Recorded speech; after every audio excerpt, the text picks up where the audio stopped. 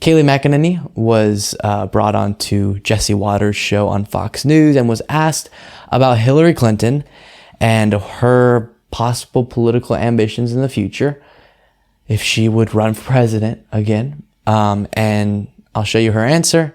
Quite fascinating. Maybe I'm paranoid. I probably am paranoid. Is she setting herself up to wait in the wings in case Biden doesn't run? I mean, she's had the book out with her daughter. Now she's got the show out with her daughter. Is this like a pre-launch, relaunch?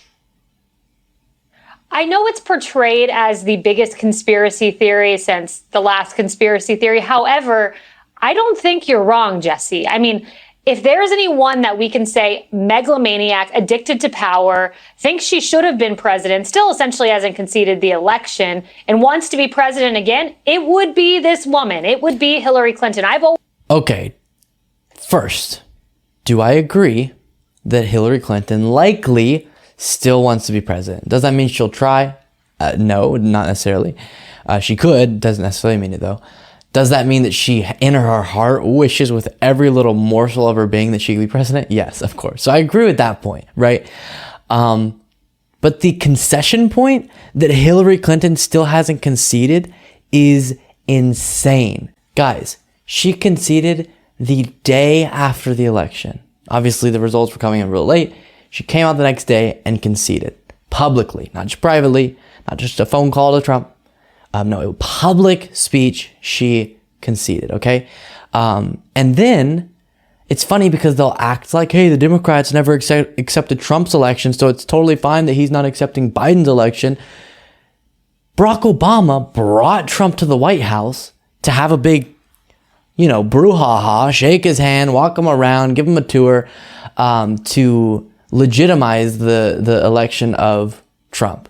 So pretending like that happened is so irritating. Now, did she at times call him not legitimate and stuff like that and say that it's Russia's fault that he's in power?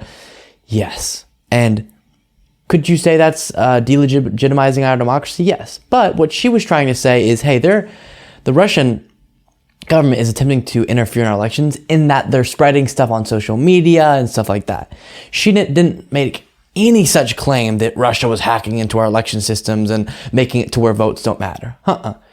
Because that's saying to the voters, your votes don't matter, and that is breaking down our democratic process.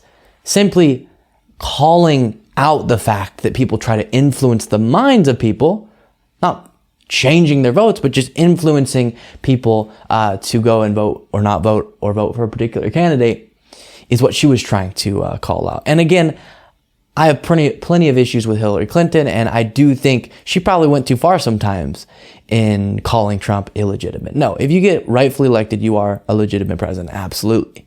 But pretending like she didn't concede is absolutely silly.